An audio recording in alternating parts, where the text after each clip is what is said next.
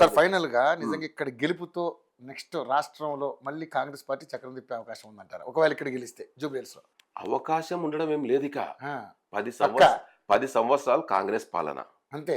Fourth city ఆ, ప్రపంచం గర్వించదగ్గ ఒక సిటీ అవుతుంది. ఉమ్, మూసి పునరుజ్జీవనం జరుగుతుంది పక్కా.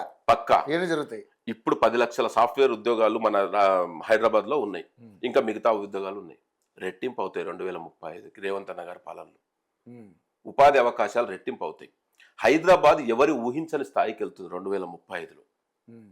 ముఖ్యమంత్రి రేవంత్ రెడ్డి గారిని. అంటే వీళ్ళు వచ్చి 2 ఏళ్ళు అయింది, ఒక ఫ్లైఓవర్ కూడా కట్టలేదని మాట్లాడుతున్నారు. వాళ్ళు ఉన్నప్పుడు ఎప్పుడైనా ఒక బిల్డింగ్ కట్టేటప్పుడు పునాదులు తీయనికే బేస్మెంట్ వేయనికే టైం పడుతుంది. ఫస్ట్ అందుకనే ఆ పునాదులు తీయడం కోసమేనా ఇప్పుడు హైడ్రా పేరుతో అన్ని కూలగొడుతున్నారు? లేదండి, హైడ్రా మీద చాలా దుష్ప్రచారం జరుగుతుందండి. ఆ. అంటే ఏంటంటే హైడ్రా వ్యతిరేకించడానికి కారణం అంటే ఈ నగరంలో ఉన్న గృహప్రవేశం చేసుకున్న రేపు గృహప్రవేశం అన్న వాళ్ళు ఇల్లు కూడా కూలగొట్టారు కదా. నేను చెప్తాను అది కదా బాధ. నేను చెప్తాను. ఈ రోజు ఒక గృహప్రవేశమో నీ ఇల్లు నా ఇల్లు అని చెప్పేసి పక్షపాత ధోరణిలో వెళ్తే రేపటి భవిష్యత్తుకు మనుగడ ఉండదు. కానీ ఎన్ని చెరువులు నాశనం అయిపోతాయి. ఇక్కడికి మీరు ఇంకొక విషయం గమనించాలి. 30 ఏళ్ల క్రితం 40 ఏళ్ల క్రితం కట్టుకున్న ఇల్లు వాళ్ళు ఆల్రెడీ ట్యాక్స్ కడతా ఉన్నారు. ప్రొఫెషనల్ మన హౌస్ ట్యాక్స్, అదే విధంగా వాటర్ బిల్ కడతారు. వాళ్ళకు కూడా కూస్తానంటేనే కదండి. సింపుల్ గా చెప్తున్నారు. మొన్న గాజుల రామారాం గురించి అడవుడు చేసిండ్రు మా ఎమ్మెల్యే చాలా మంది అడవుడు చేసిండ్రు. అందులో 1200 పైచిల్కు నిర్మాణాలు ఉంటే 240 మాత్రమే కూల్చారు. ఎందుకు కూల్చారంటే అవి ఎమ్మెల్యే దగ్గర ఉన్న కబ్జాకోర్లవి, కబ్జాదారులై వివేక్ వారి యొక్క అనుచరుల కబ్జాలో ఉన్నవి మాత్రమే కూల్చారు. వాళ్ళు ఆల్రెడీ ఇక్కడ అసలు అక్కడ పేదవాళ్ళు ఎవరు కబ్జాలు చేసి లేరండి. కొంతమంది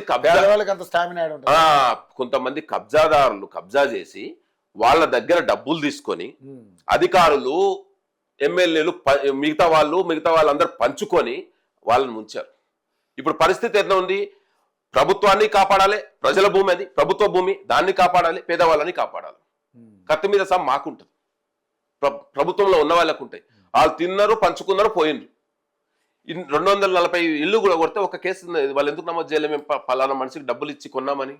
ఎందుకంటే ఆ కబ్జాదారులు అక్కడ ఉన్నాయి కాబట్టి. సో హైడ్రా కూడా పూర్తి స్థాయిలో 100% ఎక్కడైనా అండి 100% కాదు పని. నేనేమన్నానంటే 98% అవుతుంది. 1-2% ఉంటే ఛాన్సెస్ పూర్తి స్థాయిలో కొనసాగిస్తారు దాన్ని ఖచ్చితంగా. ఎందుకంటే రేపటి అదే చెప్తున్నాను మీకు, నువ్వు మూసి పునరుజ్జీవనం జరుగుతుంది. హైదరాబాద్ లో ఎంతవరకు అవకాశం ఉంటే అంతవరకు చెరువులను కాపాడడం జరుగుతుంది, పర్యావరణాన్ని కాపాడడం జరుగుతుంది. ఇంతకు ముందు చూసాం రోడ్ల మీద ఒక 10 నిమిషాలు వర్షం వస్తే నీళ్ళు నిలబడేది.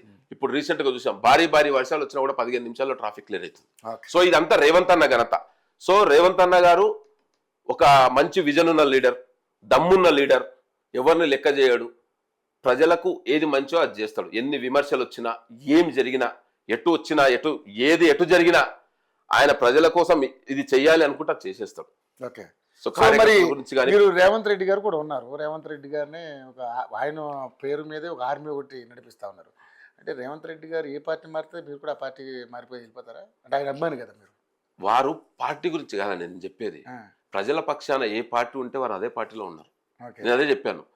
కాంగ్రెస్ మీరు ఇప్పుడు కాంగ్రెస్ లేదు టీఆర్ఎస్కి వెళ్ళలేదు ఆయన ఎప్పుడు. చేశారంట టీఆర్ఎస్ లో కూడా. అది ఫస్ట్ లో అది జెడ్పీటీసీ కూడా కాలే, అప్పటికి ఉన్నారు అప్పుడు కార్యకర్తగా సంథింగ్ ఏదో. కానీ వారు కాంగ్రెస్ పార్టీలో ఉన్నారు. కాంగ్రెస్ పార్టీ ఒక సందర్భంలో రాహుల్ గాంధీ గారు, రేవంత్ రెడ్డి గారు అందరూ కూర్చొని ఉండి ఒక బయట వస్తూ ఉంటుంది, మీరు చూసి ఉంటారు. వారు చెప్పారు, నేను ఒక సందర్భంలో కాంగ్రెస్ పార్టీ గురించి ఈ వాట్సాప్ యూనివర్సిటీ వ్యతిరేక ప్రచారాలు విని నేను కూడా అపోహపడ్డాను కాంగ్రెస్ పార్టీ మీద. కానీ కాంగ్రెస్ పార్టీ ఈ దేశానికి చేసిన సేవలు తెలుసుకుంటే ఇంకా కాంగ్రెస్ పార్టీ తప్ప ఈ దేశానికి ఏ పార్టీ అవసరం లేదు. ఈ కాంగ్రెస్ పార్టీ లేకపోతే ఈ దేశం ఉండేది కాదు. మరి మోడీ విశ్వగురు అంటున్నారు వీరు అన్నారు చాలా మంది. వాట్సాప్ యూనివర్సిటీ అంతేనా? వాట్సాప్ యూనివర్సిటీ అదంతా వాట్సాప్ యూనివర్సిటీ క్రియేషనే. వాట్సాప్ యూనివర్సిటీ క్రియేషనే. ఒక్క పబ్లిక్ ఇంటర్వ్యూ ఇవ్వలేదు ఆయన. ఒక్క మీడియా ఛానల్ వచ్చి ఒక మీడియా సమావేశం నిర్వహించలేదు 12 సంవత్సరాల్లో. అది ఆ టాపికే వేరు, వేస్ట్ టాపిక్. ఓకే. సో మొత్తానికైతే నెక్స్ట్ 2029లో మళ్ళీ కాంగ్రెస్ పార్టీ అధికారంలోకి వస్తుంది అంటారు. జూబ్లీహిల్స్ లో ఇక్కడ మీరే గెలుస్తాం 100% గెలుస్తాం. రేవంత్ అన్న గారు అనుకుంటే 1,00,000 మంది అడ్డుపడ్డా అది సాధించి తీరుతారు. అది సో ఆయన అభిమానిగా మీరేం చేద్దాం అనుకుంటున్నారు? వారి అడుగుజాడలు నడవడము, వారిని అక్కడ కూర్చోబెట్టడానికి మేము ఏమేమి చేయాలి అవి చేయడం. ఓకే. సో అదే మీ ఎజెండా. మా ఎజెండా అంతే. వారు ముఖ్యమంత్రి సీట్ లో వారు ఉండాలి. ఓకే. ఎందుకంటే ఈ తెలంగాణ ప్రజల బావుకోరే వ్యక్తులుగా, ఈ తెలంగాణ ప్రజల బావుకోరే వ్యక్తిగా రేవంత్ అన్న గారు ముఖ్యమంత్రి సీట్ లో ఉంటే ఈ తెలంగాణ ప్రజలందరూ బాగుపడతారు. అది నేను గాఢంగా నమ్ముతున్నా. దానికోసం మేము ఎన్ని త్యాగాలైనా చేస్తాం, ఎన్ని కష్టాలైనా పడతాం. ఓకే. దానికి ఎలాంటి వెనకకు పోయేది ఎలాంటిది లేదు. ఓకే. ఎవరికెంత ఇప్పుడు రాముడికి ఉడత సాయం చేసినట్టు ఎవరికెంత హనుమంతుడు సాయం చేశారు, ఉడత సాయం చేసింది. మేము హనుమంతులమా ఉడతమా పబ్లిక్ డిసైడ్ చేస్తారు. కానీ రేవంత్ రెడ్డి గారు ఆ సీట్లో ఉండడానికి మేము ఎంత చేయాలో అంత చేస్తాం. సార్ ఇప్పుడు అంటే మీకు సంబంధించినట్టుగానే మీలాంటి మంచి కార్యకర్తలు ఇప్పుడు మీరు ఎలాగైతే అభిమానంగా ఉన్నారో, సో మీలో కూడా చాలా అసంతృప్తి ఉన్నట్టుగా రకరకాలుగా, ఎందుకంటే వాళ్ళకి ఇస్తానన్న పదవుల విషయంలో కావచ్చు, రకరకాలు ఉంటాయి పార్టీలు అంతర్గత ప్రజాస్వామ్యం ఎక్కువ అనుకుంటున్నాం కదా. సో ఏంటి మరి నిజంగా అంత అసంతృప్తిగా ఉన్నారా? కార్యకర్తల గురించి చెప్పాల్సిన అవసరం ఉంది. మీరు అన్నట్టు చాలా రకాల అపోహాలు, కొన్ని నిజాలు ఉన్నాయి.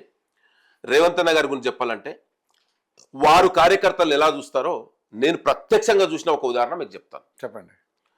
2018 డిసెంబర్ 4 రాష్ట్రం మొత్తం తెలిసిన సంఘటన. తలుపులు బద్దలగొట్టి నిద్రిస్తున్న రేవంత్ రెడ్డి గారిని, కుటుంబంతో ఉన్న రేవంత్ రెడ్డి గారిని తలుపులు బద్దలు కొట్టి అరెస్ట్ చేసి తీసుకెళ్లడం జరిగింది.